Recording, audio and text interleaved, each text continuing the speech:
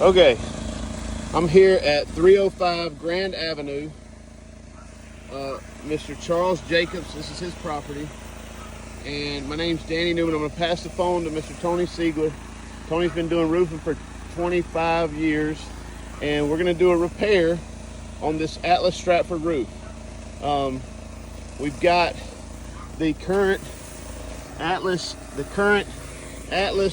30-year shingle. This is the current Atlas 30-year shingle, Atlas Pinnacle. We decided since it's an Atlas roof, we're going to use the Atlas 30-year laminate to do the repair. First of all, we can see that there was an ITEL report provided that said that this is a 3-tab shingle. So these are 2 wind damaged shingles. They're creased and they're unsealed, and they're not 3 tabs.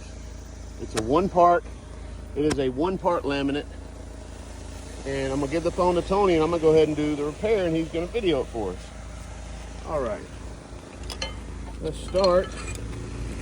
So I've repaired in my life. You want to get me on the thing? My name's Danny Newman again. I've repaired hundreds of roofs. We do repairs all the time. We probably do 60% repairs and 40% replacements. Oftentimes roofs are repairable. I'm looking at roofs around this area that if they had this kind of damage, we could repair them with no problem. I'm also looking at roofs around here that have this same particular shingle and are in the same particular condition. It's very old, it's very brittle, and I'm gonna do my best and be very careful with the repair. The first thing you gotta do is find the nails so you can remove them without damaging any shingles around it. So we've gotta manipulate this shingle, this shingle, this shingle, this shingle. That's 1, 2, 3. This shingle 4, this shingle 5, this shingle 6, and possibly some of the ones down below it, in order to remove these 2 damaged shingles. Okay, I'm gonna go ahead and start. All right.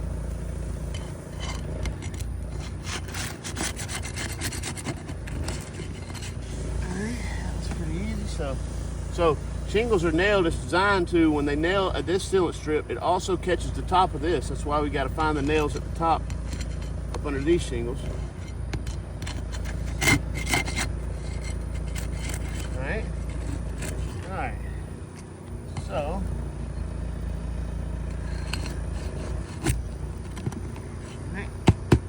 and the proper method is you slide this tool under the shingle, you pry up. That way you can get that nail pretty easy without digging into the roof with this tool.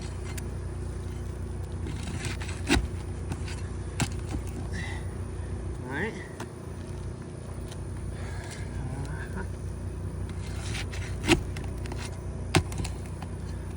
Pretty good so far.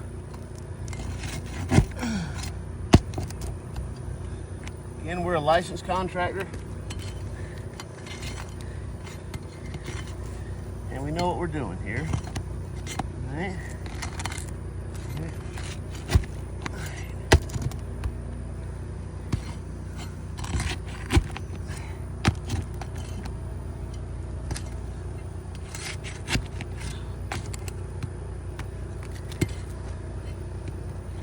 All right. Take these nails out of this guy here.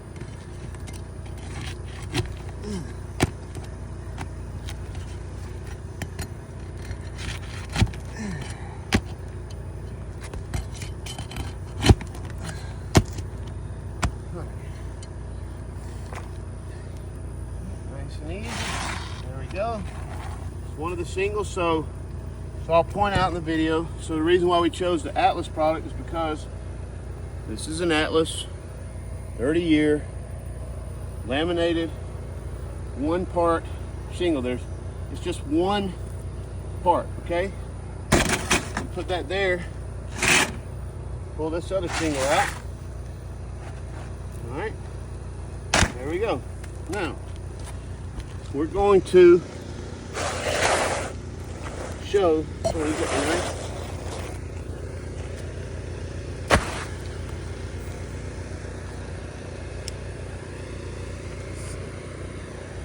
All right, So here's where it gets slightly difficult. Here in a second, it's going to become impossible. Okay. Right, so we see that this shingle. Let me get my tape measure, Tony. If you'll come in here and check this out. So this shingle, so the current shingle width, 36 inches. Right? That's 36-inch shingles, 36-inch wide. So this Atlas product that we've got, which is what we went and bought from our supplier, is 42 and an 1/8. We'll just say 42 to be for easy math. So we're gonna have to trim off roughly 6 inches of the shingle. No problem doing that. No problem at all. So here we go. So we'll just do how we always do. We'll hold this guy right there.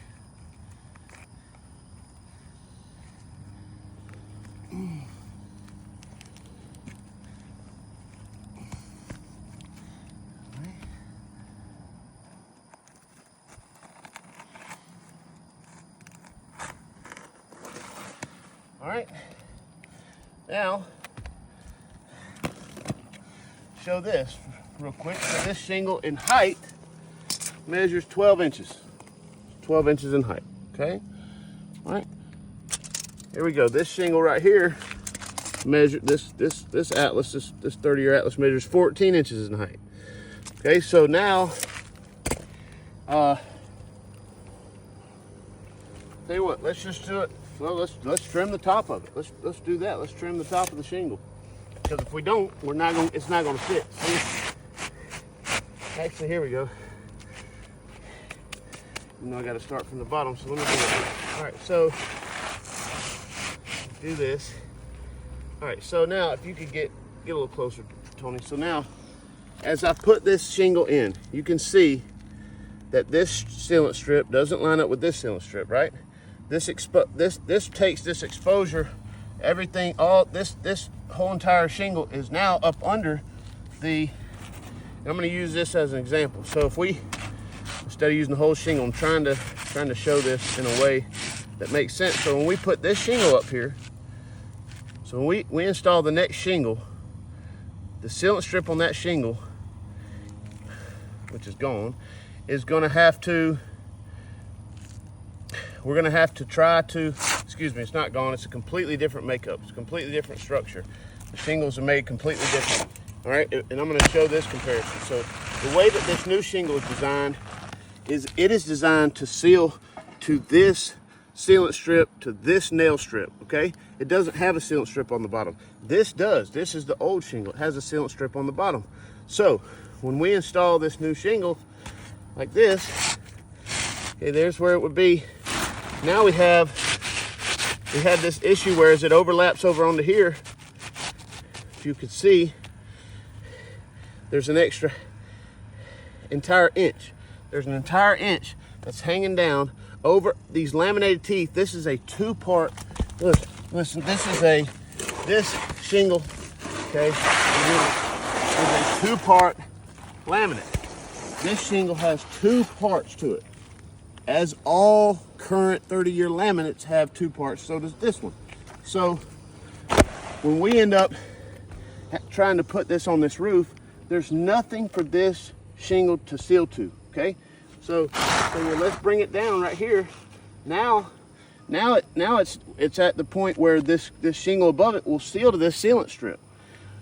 It's perfect. So now we have this issue. Now it's overlap. Now this shingle is currently overlapping an entire inch right here. If you could show this, Tony. It's overlapping, it's an inch, okay? There is no way, there's no possible way, there's no way that this is gonna seal. This is gonna just be loose, okay? So now, we'll cut the bottom of this off. When we cut the bottom of this off, guess what? The sealant strip for these teeth, this top portion is right here. This is a sealant strip. And I can cut it off to show it. which is really going to be difficult. But I'll attempt to cut it off on this one. Okay, good idea. All right, so let's get it right here. So let's cut this off and we'll show what happens. So we cut this off, say we cut 1 inch off of it. Let me measure it. Inch.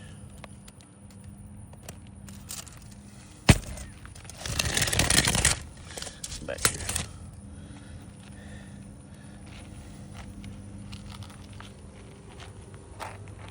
Now look what happens. Tony, you saw that? So this is sealed because it's where the sealant strip is. Now this is completely loose. It's come apart, it's flapping, okay? Wind will get up under that. There's no way, silicone is not a accepted way of sealing a roof. NP1, nothing is. These shingles are manufactured to seal to each other. Okay, so I'm not going to cut the bottom. I'm not going to cut the bottom of this off and put it on this roof because we could have a storm this afternoon. It's going to come in here, more than likely blow these teeth off, whatever happens, and then the roof's going to be susceptible to leaks, and then Danny, Middle Georgia Roofing, is going to be responsible for it. Okay, so what I'll do is I'm going to do this. This is going to be a temporary repair, and I'm going to leave it. I'm going to leave it intact where the sealant strips are still on these laminated teeth. I'm going to try to reinstall these shingles as best I can, and I'm going to share this video with Mr. Charles Jacobs, as well as Allstate Insurance per their request, and then you guys can get back with me and we can discuss it. Or if Allstate has contractors that are willing to come out and do repairs that not that they not only meet building code, which is a really a minimum requirement, especially here in Houston County, and it's to protect homeowners during construction. It isn't for any other purpose. It isn't for insurance purpose. It isn't for people to be able to charge more money for things. It is a bare minimum requirement. Material must be compatible with the material on the roof. It must be compatible with the building or structure just being applied to. Don't quote me on that, but that's what, in general, that's what it says. I'm paraphrasing. So,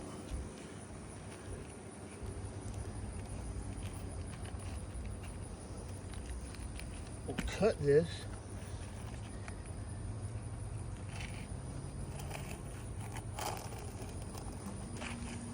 We'll slide this up. Thank you, Tony. Slide this in. All right.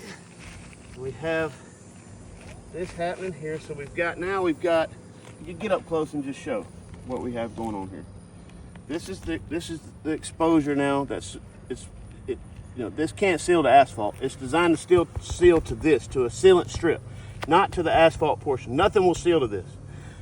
It's never been designed like that. It's not acceptable to do that. It's not workmanship like. It's very unethical to do repairs this way.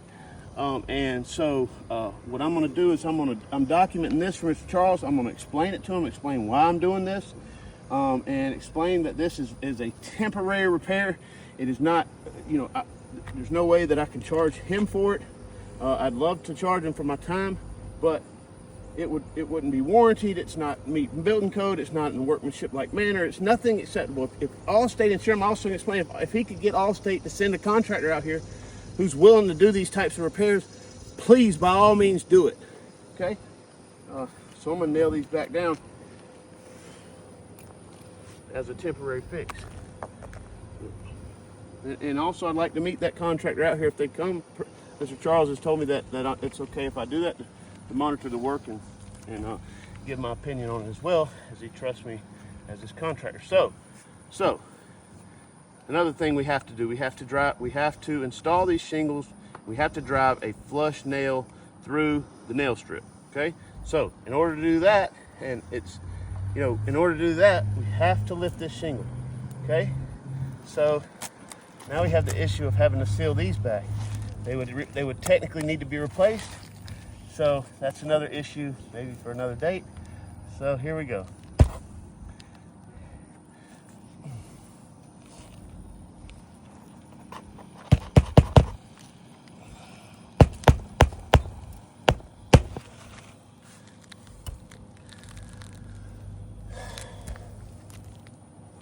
How many nails we got to put in here, Tony? 5? Yeah, 4? Four. 4? 4. Yeah. 4 on this pitch? This elevation, yes.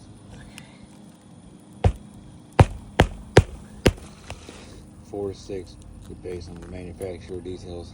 I think it's 4. Atlas says 4 on this pitch. Yeah, this pitch. That's a 10 or better is 5. That's 2.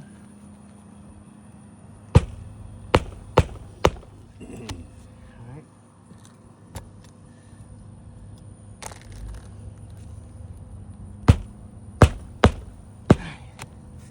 So, I've been very careful lifting this shingle. We have slight creasing going on right at the very top of here. Tony, if you could show it. It's really kind of hard to see on this shingle the way it's designed, the way it's made. But there's slight creasing happening. I'll take some pictures and get a little close up here in just a minute.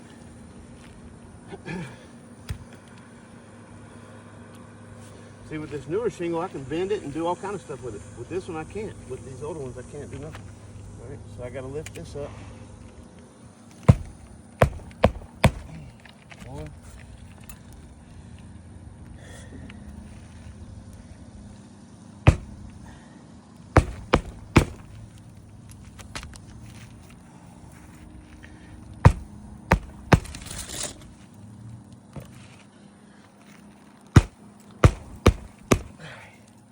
So I got those. So now I've got a nail.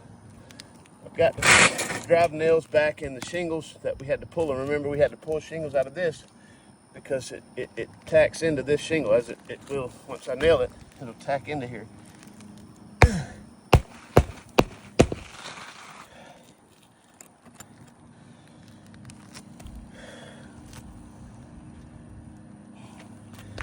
put one.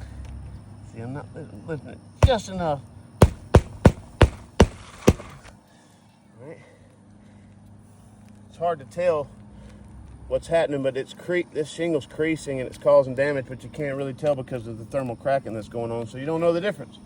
Not a big issue to me. It's the biggest issue is this exposure and the ability of this shingle to seal this roof.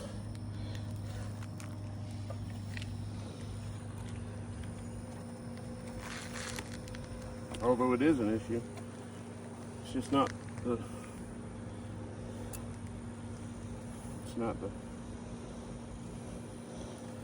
deciding factor for me. So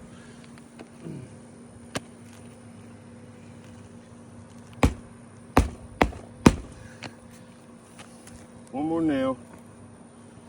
I think one more. Now I gotta put one here.